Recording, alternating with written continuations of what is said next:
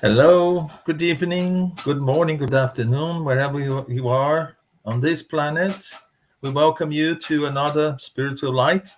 And I say hello to Silvia Gibbons and Charles Kempf today with us here. Hello, nice to see you and nice to be with everyone. Apologies for the late start. This is an interesting topic so it'll be interesting to talk about it. So it's nice to see you, Munir, and nice to see you, Thanks, Charles, Silvia. and Likewise. start a meeting in peace and love. Okay. Wonderful. Right. Yes, good evening.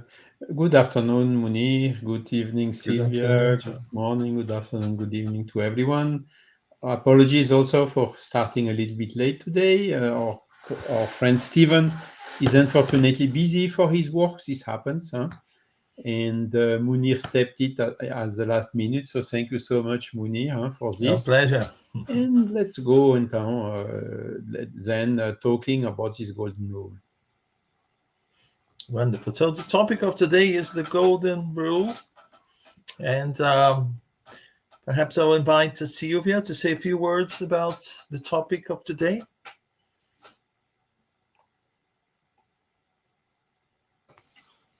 Yes, well, the golden rule. It's a very interesting rule, and is as old as man himself. It's interesting because this is one of the basic premises of Christianity, but something that comes from long before Jesus. Actually, some of his messengers who came before him, because amazing as Emmanuel tells us in his message, is that this existed in almost every culture. They had the Egyptians, they used to say, do not let it pass everything, to others that you want for yourself. The Hebrew people, the Jewish people also had this rule. The Persians, the ancient Persians, also had a rule: do to others as you want them to do to you. The ancient Greeks had that as well. Don't do to the others what you don't want them to do to you. And it's very interesting, because even in the Romans had, love uh, if, your fellow beings as you would want to be loved. So it's quite interesting to see that this rule, as they call it, has been with almost every culture in the world. And of course, when Jesus said it, he really put a stamp on it. And a lot of people see this as a Christian precept, but something that comes from quite a long time. And so it's important for us to think about this and how relevant this still is, in the days that we are living. And I think more than ever, is something that we really needed to meditate on and practice, because I think one of the points that Emmanuel makes is that before, the saying was there in every culture, but what the difference that it became a precept of Christianity and accepted it, because Jesus not only said it, but he lived it. He was a living example of this: love your neighbors yourself and do to others as you want them to do to you. And I think that's what he made the difference there, because he lived it rather than just think that was a beautiful words and nice to other people to do. Like normally we always want other people to do things that we think, but Jesus, no, he was a living example. And I think we should be a living example as well. But I leave open to you just an introduction. We have more to talk about it. Thank you. Thank you, Silvia. And Charles, would like to hear what you have to say on the topic. Yes, so Silvia is totally right. I mean, what I'm often repeating, sorry for repeating it again, is what we can find in the Gospel. Kardec already classified it in several parts. And one part is the history of what happened with Jesus. The other part is what has been used by the churches to build their dogmas. But there is all these parts are discussable, but one part is not discussable, which is the one where we have the moral teachings of Jesus. And this one is really, when we go really into it, universal. So in the Gospel according to Spiritism, Kardec has developed only this part. All the polemic part subject to discussion, he has just left aside. But the one with the moral laws, like do unto the other what you would like the others to do unto you, this one is undiscussable, is unshakable, as we say.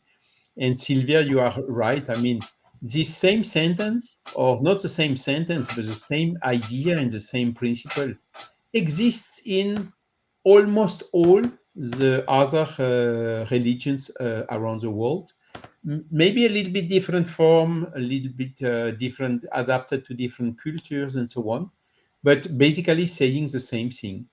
And this is really the eye-opener, confirming that there is indeed a universal moral, which is acceptable for everyone. And I was very lucky to be in year 2000 invited to participate to the Millennium World Peace Summit organized by the United Nations. It was in New York, in the main headquarters of the United Nations, where were gathered something like 3,000 or 4,000 people, which were representative of something like 400 religions are all around the world. You had really everything.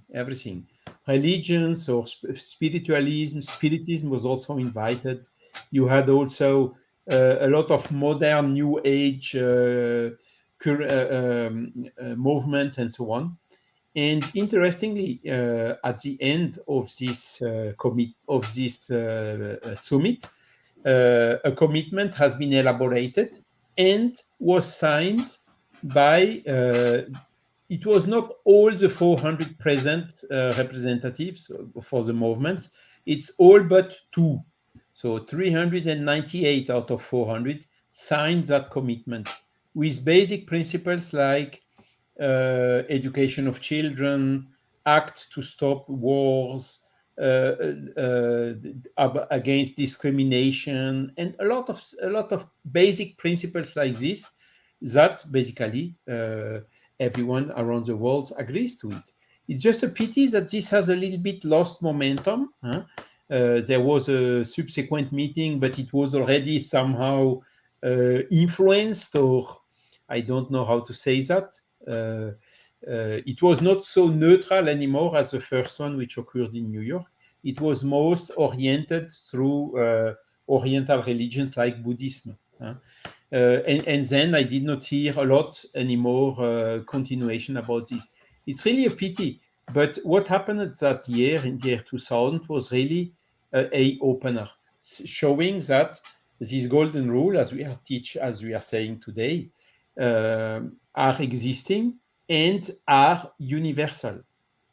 Because according to Spiritism, to the Spiritist body of knowledge, the definition and the referential, the criteria for good and evil are the laws of nature, the natural laws. It is not what is written in the Spirit's book or in the Gospel according to Spiritism. Not at all. All what is good is what is in harmony with the natural laws, and all what is bad or evil is what is not in harmony with natural laws. So this referential is universal. So what is in harmony or not with the referential which is universal is also universal. And this is a principle that Kardec established very clearly when he was doing his work in the mid of the 19th century. So he wrote the Gospel according to Spiritism. So this is colored. When we say Gospel, it's about Christianity. But we could very easily write the Vedas according to Spiritism, the Quran according to Spiritism, or the Buddhism according to Spiritism, because of what we just said. I mean, this golden rule, this moral is universal, and it's just then to take the form of these sentences, which is a little bit different for each religion, and then to compare it with the other one, showing the universality of it. Oh, thanks. Very nice, Charles. Yes, I think that in every aspect of life, what life tries to do based on natural laws is to find balance. And I think this golden rule is the way that we can find balance in human relationship, because it's fair, it's just. So we see that, is actually a way the practicing of this golden rule. And as Silvia has mentioned, has been in so many cultures in at different times. If Silvia mentioned the Chinese, also the Persians, and she mentioned the Egyptians, the Romans, the Greeks, and so we see, because it's natural, it appears at different time in different places, and we see that is a way of having not a chaotic, but a just a harmonious way of living. That's why I think it's such an important rule. We call it golden rule. But there is one question I'd like to ask to Silvia, because Jesus emphasized that so much, and we see Spiritism also emphasizing it so much. And we also have that, without charity, there's no salvation, and charity is nothing but, a way of seeing the others just as ourselves, wishing, to other people what we wish for ourselves, is a way of, practicing charity. So, Silvia, why do you think that Jesus in the Gospels put so much emphasis, not in the Gospels himself? I mean, they wrote that in the Gospels, but Jesus, his life was always, a way of emphasizing this golden rule. And if it's still, in use today, it's still relevant today.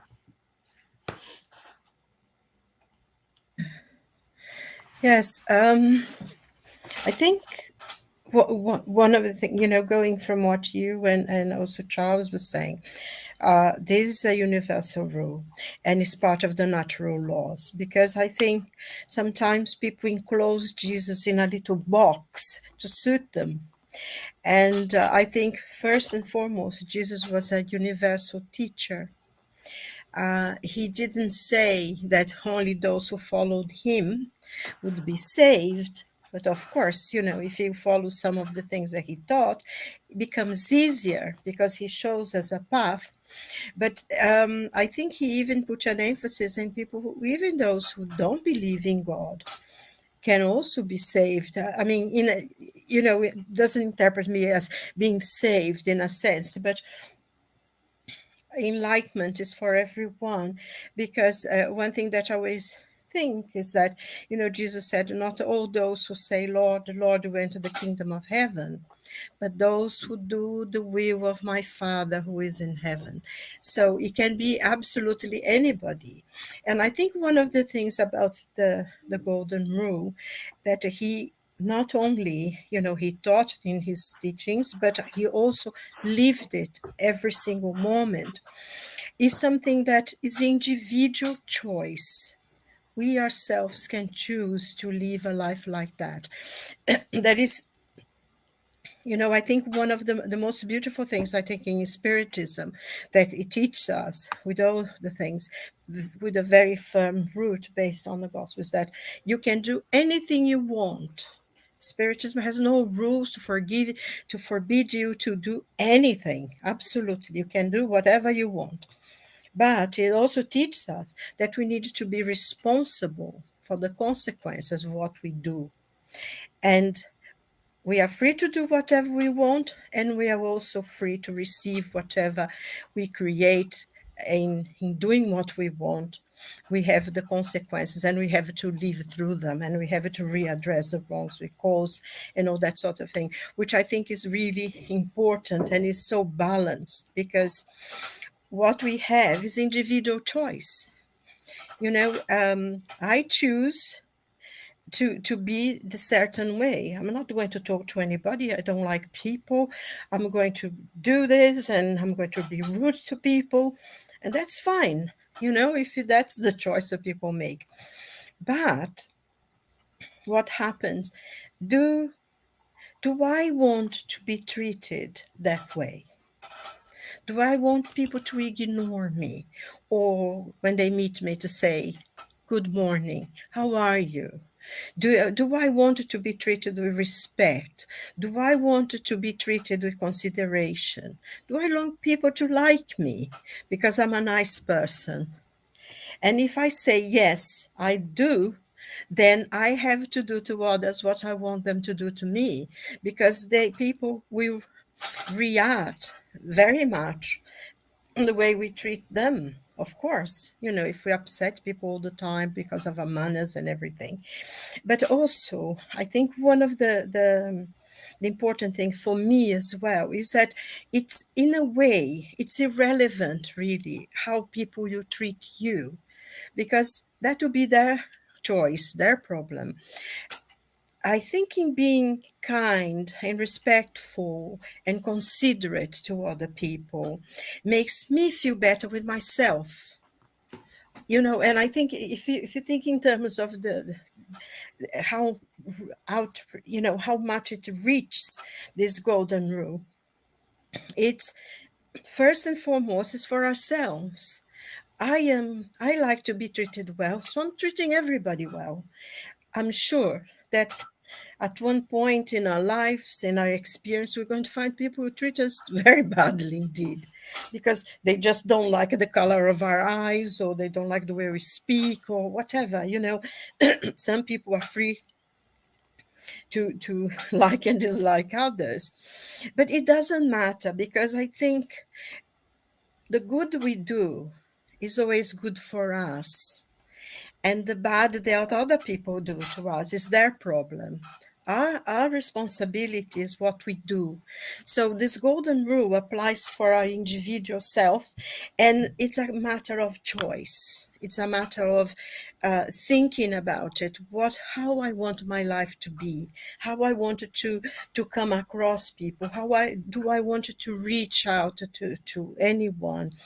You talked about charity.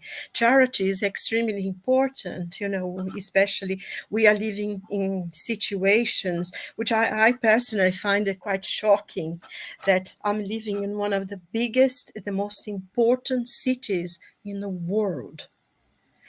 And you go to the supermarket and there is a box there to give food, because there are people in this very town don't have enough money to buy food. And this is everywhere.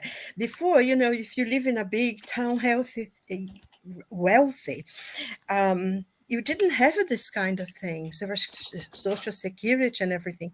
But now there is these things. And so, of course, we give charity for, put some food there whenever we can. And we are kind, to people. We give money if we can, whatever. But I think one of the things as well that the Gospel according to Spiritism teaches us, the teachings of the Spirit teaches us, that sometimes being quiet when someone quite silly are saying something is a charity. Sometimes if someone is actually mistreating you and treating you as if you are a poor relation, or someone is not worthy of their time,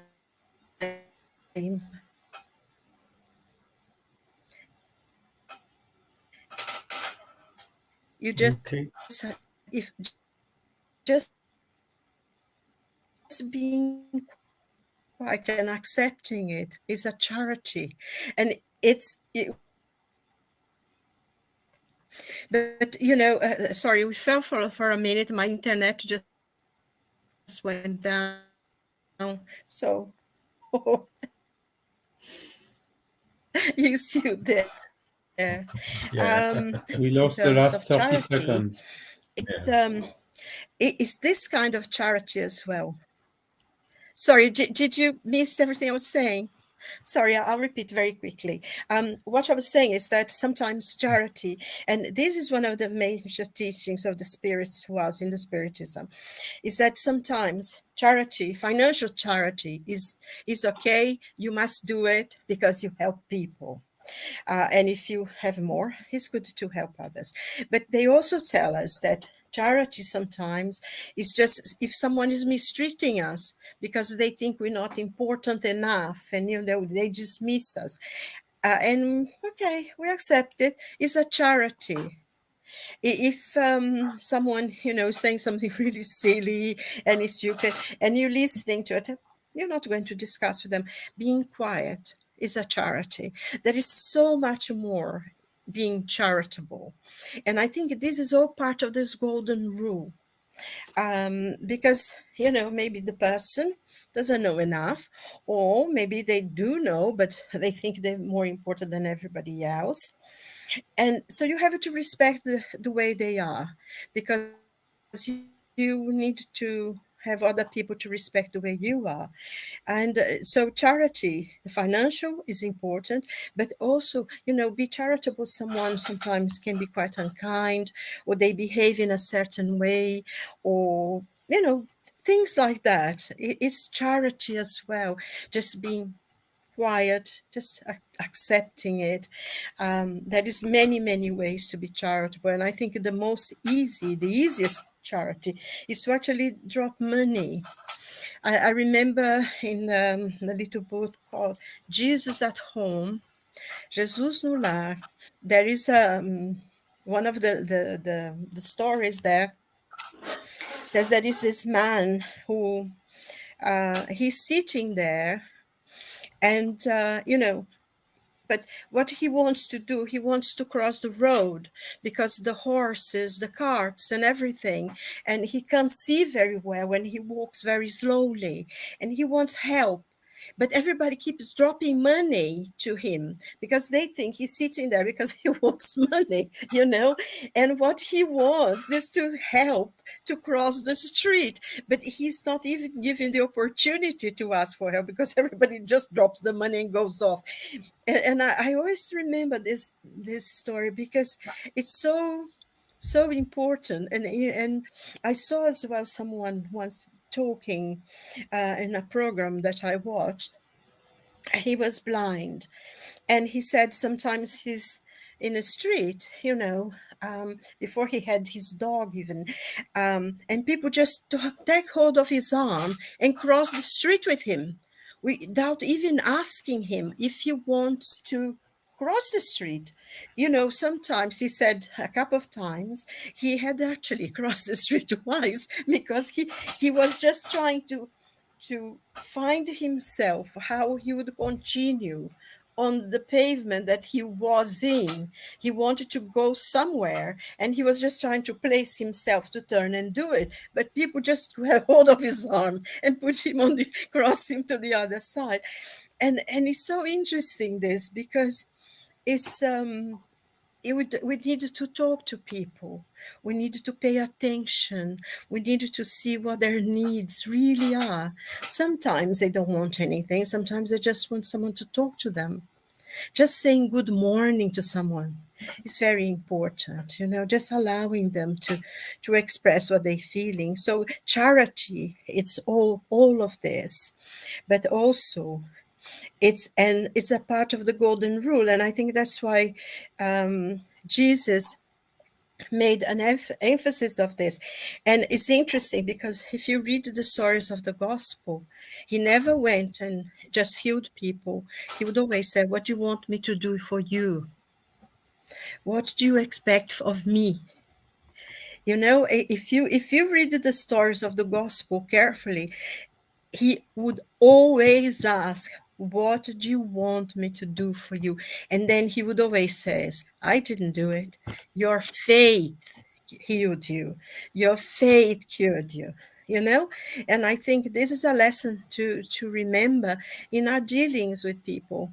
And I find that it's extremely challenging for me these times that we are living, because I was talking to my brother the other day, and he was saying the same thing, that sometimes it feels as everything that we've learned that was right, what is required of us, how to behave, how to be, it's now seems to be unacceptable, you know? And so like many other people, I'm sure, we live in times now that we don't quite understand what is going on around us, that everything we seem to have learned seems to be not what is acceptable anymore.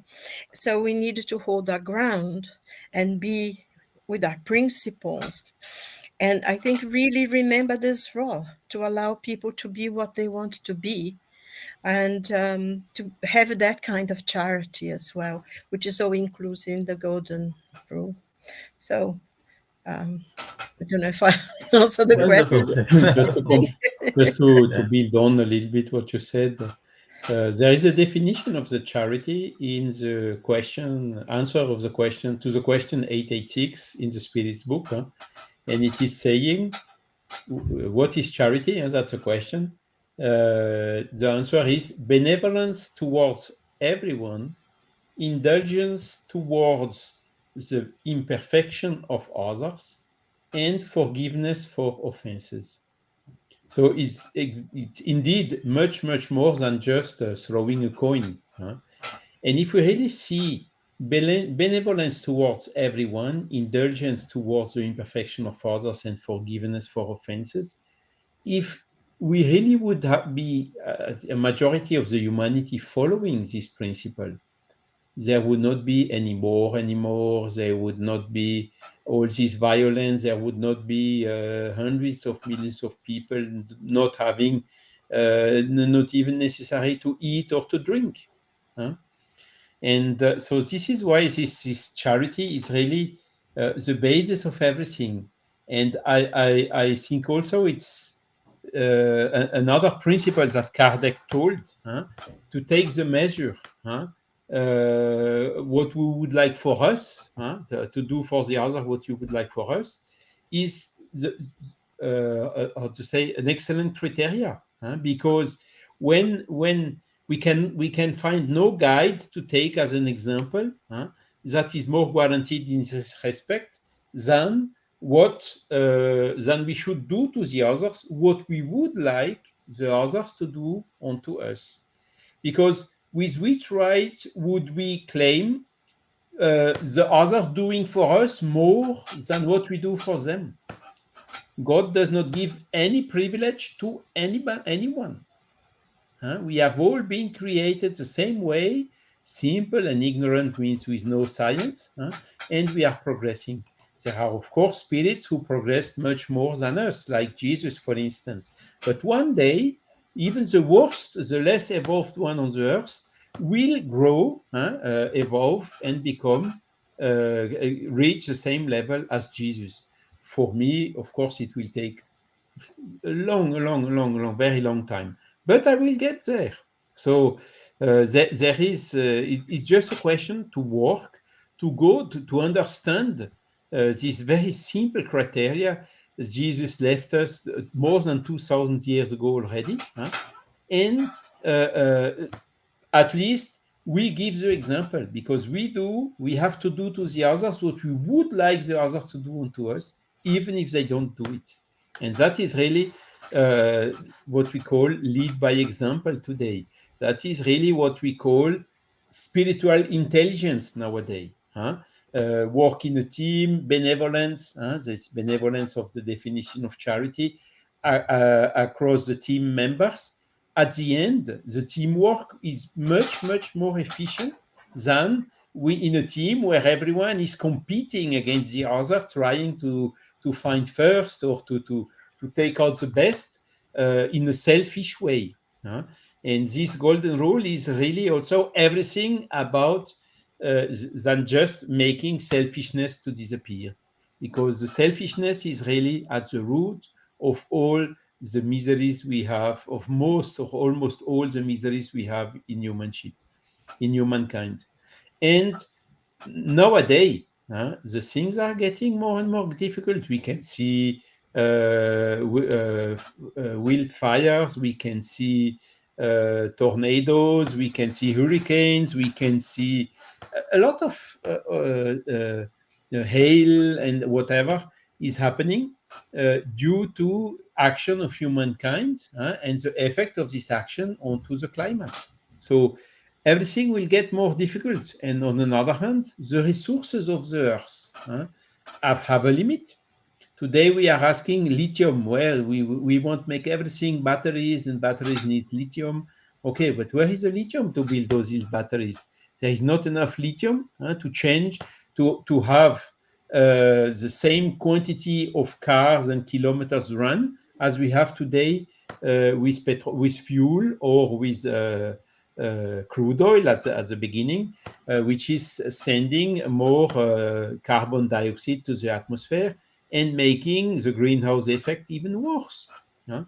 So we will come out only of this situation through this charity. There is no other way.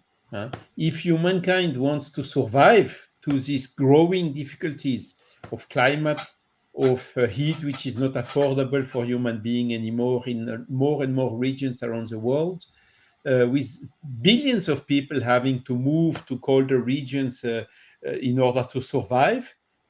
If we do it with charity, with benevolence, we will get it.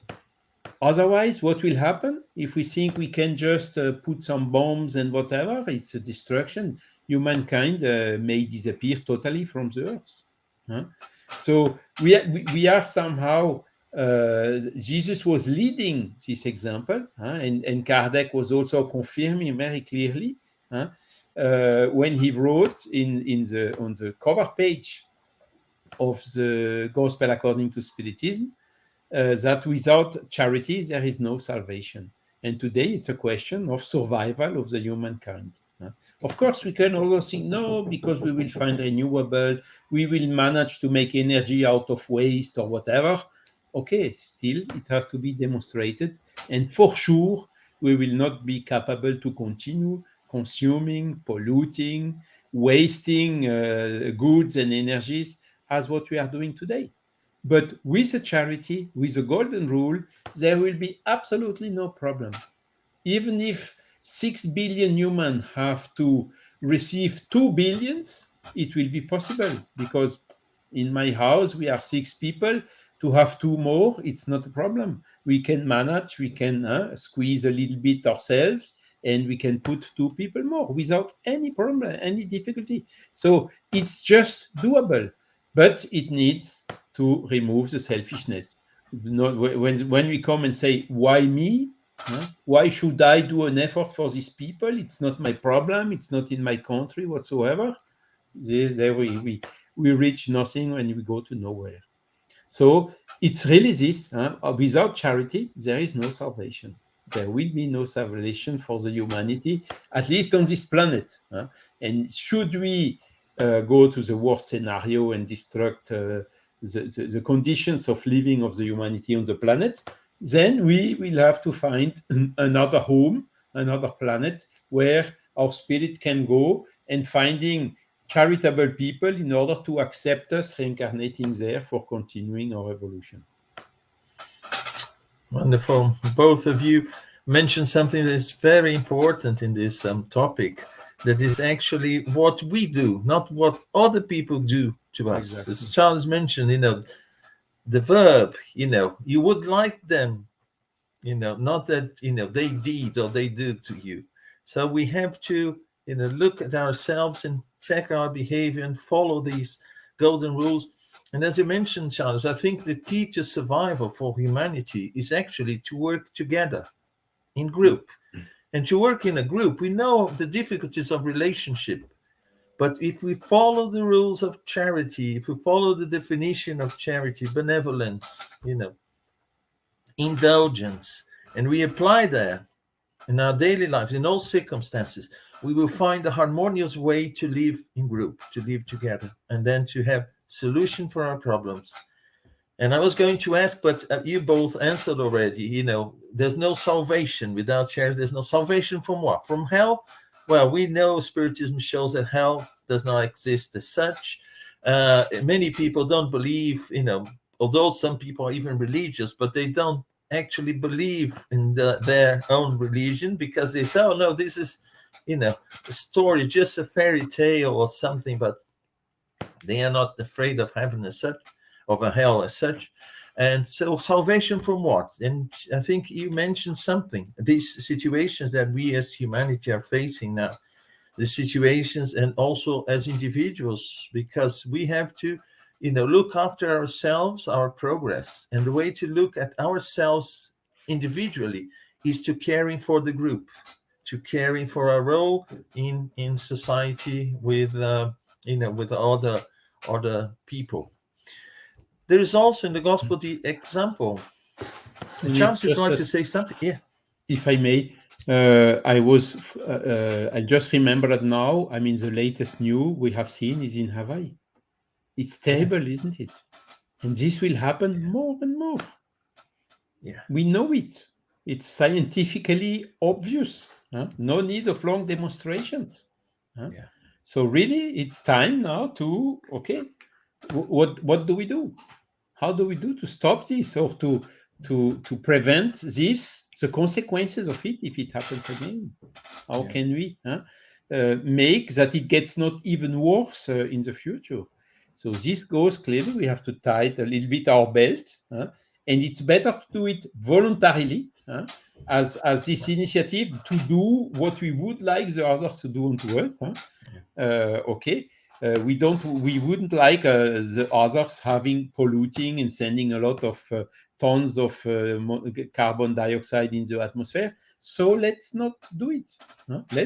Let's avoid. Let's have a slim way of life. Let's eat half of the quantity we are eating today, as Emmanuel teach to Chico Xavier. Let's follow some basic, very simple rules like that.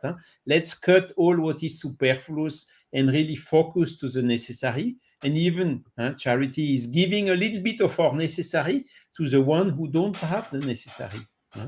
And all these simple rules, we really have, how to say, to build them in ourselves, that it becomes a way of life.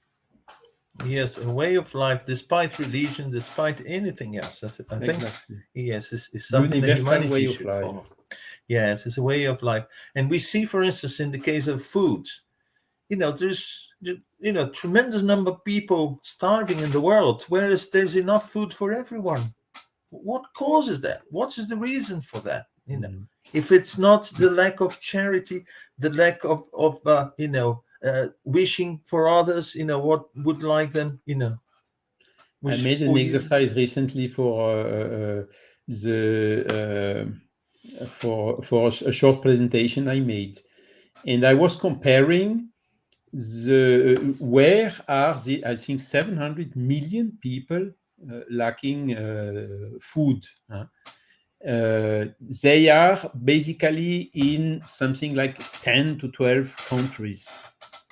And when we check also the corruption perception index, which is published by Transparency International NGO, you can see that almost all these 12 countries where the people have not enough to eat are also the one with the highest perception of corruption.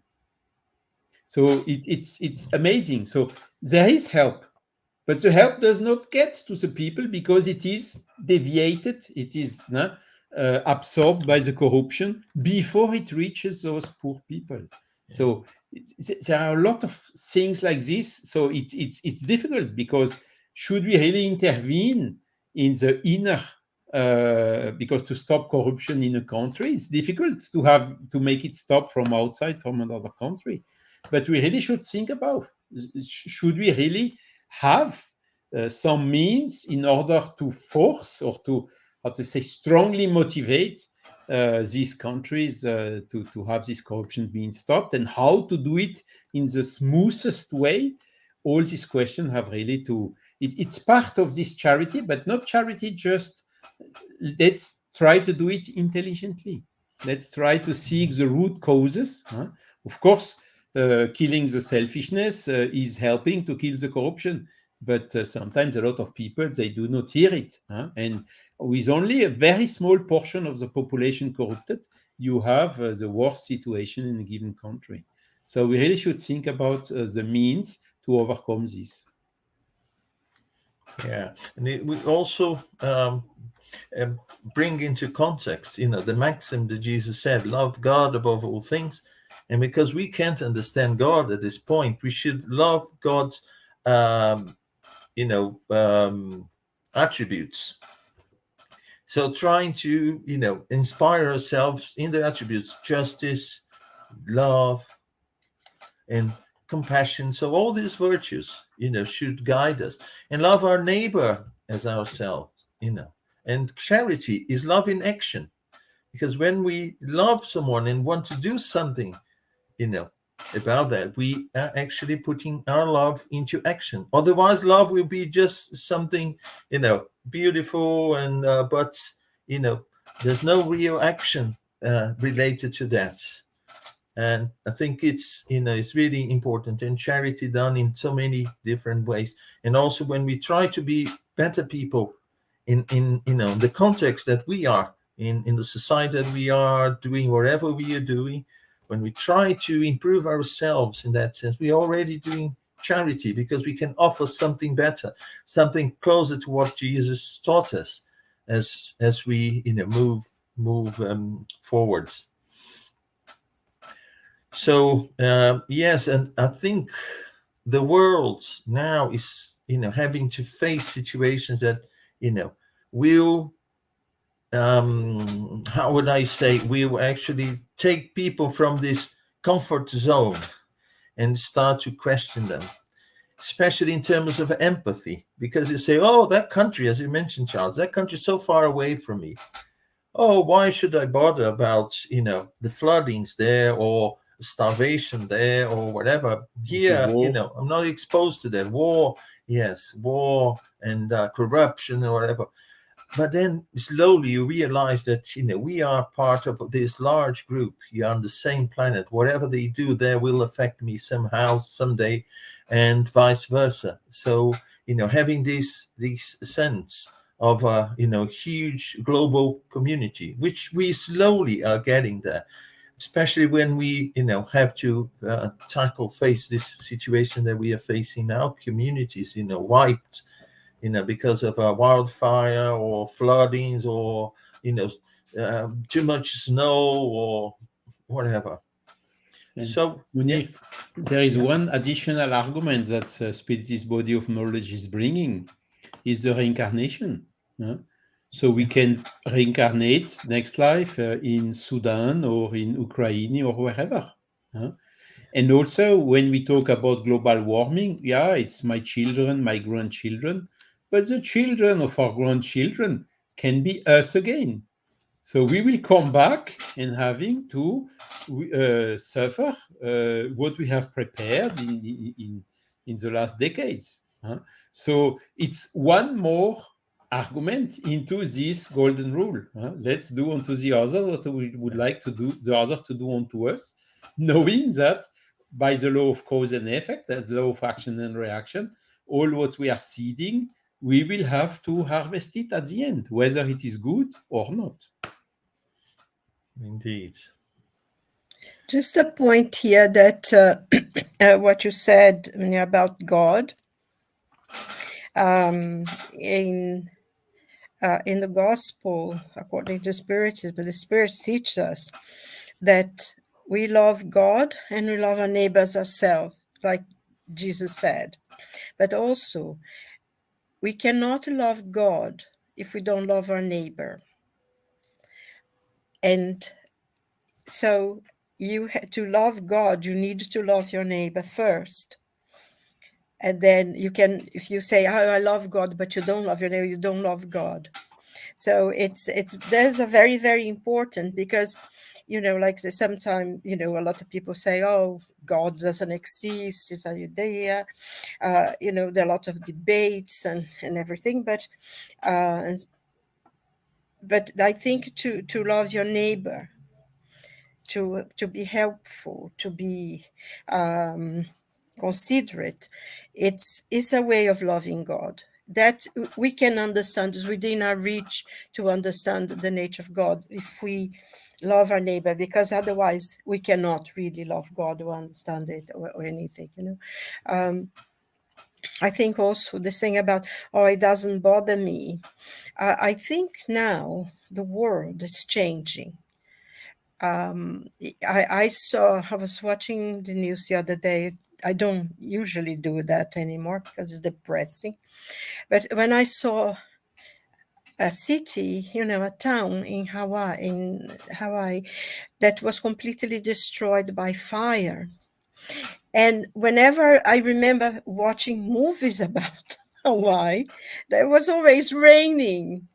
It's a tropical place. It's paradise. It's paradise on earth, the place. That's how it was. And Maui, people go there on holiday because it's going to paradise. And whenever I saw movies or anything about, it was always raining. They did have that rain all the time, beautiful flowers and everything. Now, to have a fire who destroys all the forest, it means that there hasn't been raining for a long time. You know, this year here in England, we are very lucky. We've been having lots of rain, although in some places there has been lots of flooding and everything, but it's been raining and it hasn't been so hot. But in some parts of of Europe, it's terrible because it's very, very hot, isn't it, Charles? Charles is down there in the continent, and it's like an inferno. In some places in Greece and Italy, and now in France as well, there is horrible fires. So it means that there is no rain, and it affects everyone. But because now you can't say that. Oh, it doesn't affect me, because it does. Because if you receive food, now with a lot of the transports and everything, people don't eat from their local places anymore like they used to. It affects, because if they had a fire there, they had a destruction, they won't be sending us any food this time. And it will be a way of affecting everyone, because it does affect everything that hurts other people, hurts us. I think Khalil Gibran, he had this phrase that everything that hurts my brother hurts me. Because I am part of humanity. So if someone is starving in Cambodia, it hurts me, because we are part of, we are all brothers and sisters in God's eyes, and this is very, very important, because we fear hell, but we live in hell sometimes, and it's up to us to change that. And individually, we can choose to do that. And I think that is the great lessons that we learn, because I think, the kingdom of heaven is not something that if you be good and you follow some rules, you will achieve. But the kingdom of heaven is the one you build in yourself. That's where the kingdom of heaven, is to bring the kingdom of heaven to earth. And it sometimes is quite shocking, because we have almost everything now, technology extremely advanced, and everything. I remember once talking to this elderly lady in England, and she said the best times she had was during the war, which seemed absurd, even absurd to think about it. But she said, if her mother had 3 potatoes and the people next door didn't have any, she would give them one. And would be the same thing for them. People share food. Some people had their house bombed. They couldn't go back. They would move in with the neighbors, or they lost family. People would bring, take children and everything. And it's incredible, because I think sometimes when we human beings, when they are the very worst, is when they are better, because somehow when affects them, they start being kind to people, and I think that some of the things that a child says, maybe now, instead of having garages for cars. I remember when I first came to England, everyone had a garden. Every single person had a garden. Now you go out around, even here where around I live, because it's full of parks. I live in a good area, it's full of parks and everything. But people don't have front gardens anymore. They have a place to park their cars. Even here now is the same, and that, of course, is where the rain would go into the ground. And because I think one of the biggest problems that the earth is facing is fresh water. It really is. Because when you see, I was talking about this the other day, which because it impresses me, when you have a river like the Euphrates drying up, the birth of civilization as we know it was born between the two rivers, Mesopotamia, and now the river is dried. It's a major thing. It's a serious thing. That's why we're having all this fire. That's why, in Italy, the temperature is nearly 50 degrees in the summer. That used to be, temperature that you had in the Nefu Desert, in the middle of the Arabian desert. So we need to change our ways. We need to maybe start planting our own food, sharing things, because like another thing as well. I talk about England because here's where I live. I knew of 3 different people who had a plot. They had a place of land that they used to give to people, so you could rent this and plant whatever you wanted there. We almost don't have those things anymore. Now it's all buildings, buildings, buildings, buildings. So, that's one of the problems as well. Is this building things and all the time this growth, forgetting about nature, forgetting, having a lot of constructions near river places, where the flood and floods everything. That's why we have so many floods, because people living by the rivers. So anyways, that's one thing to change, and to think how we ourselves make a choice. If each one of us make a different choice, I think is better for everyone. Sorry, I went on too long. Just we have here with us our dear friend Elsa Rossi. Humankind did not achieve this understanding about God, true God, Father, Mother, God, but eventually we will be there. Yes, and I think all these that has been happening now is actually to call our attention to something that we are missing. And as it's been said, give to God, Jesus said, give to God what belongs to God, and to Caesar what belongs to Caesar. So we shouldn't just, take away out of our daily lives, what is promoting us spiritually, and only take into consideration, the material values we can gain with things.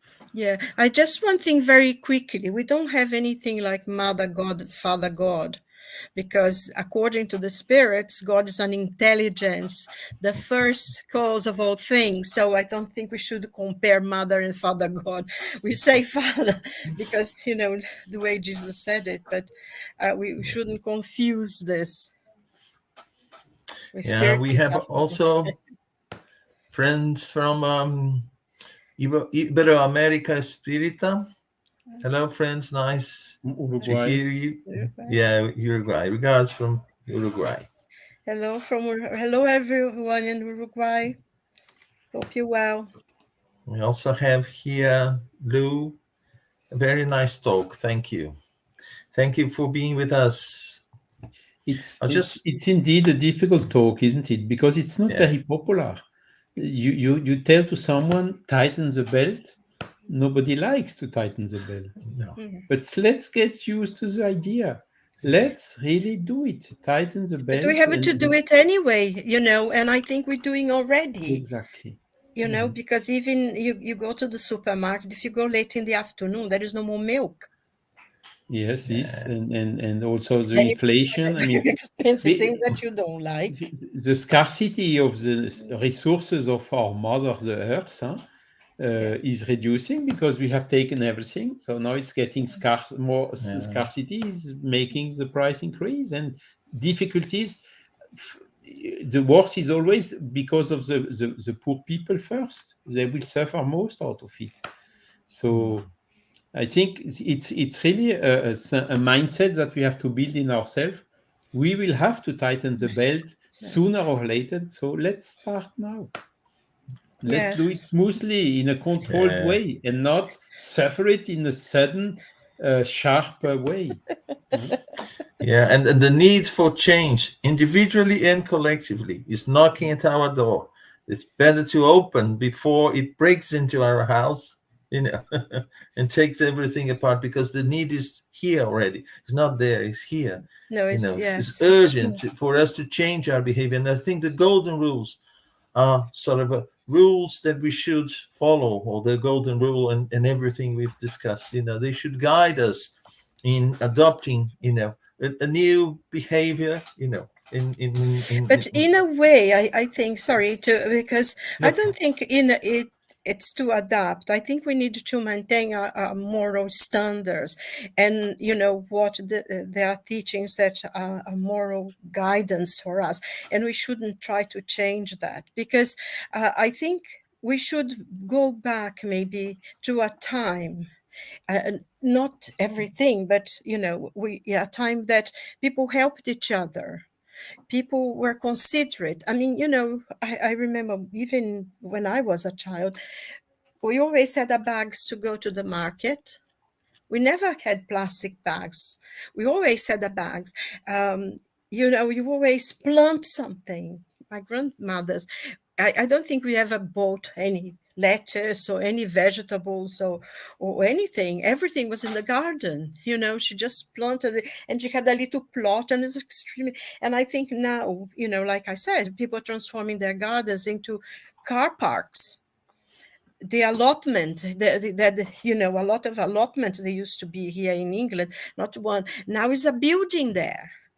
You see, and you see the foxes. I mean, we have foxes here in a garden because their environment has been destroyed.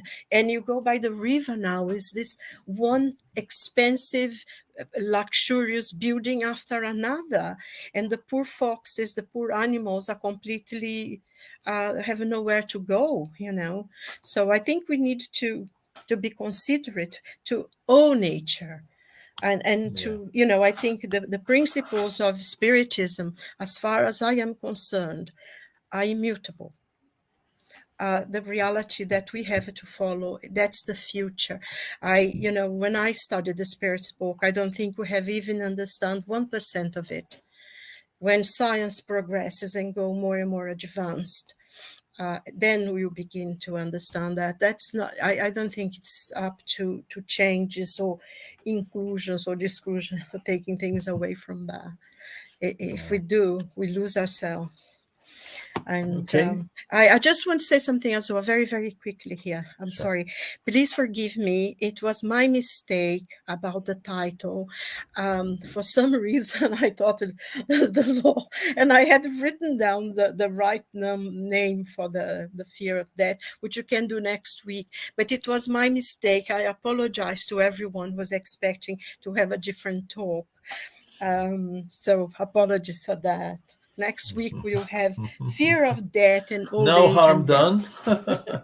I'm sure people enjoyed it, and Um, we can talk about that some other time. I'll just make some quick announcements before we go.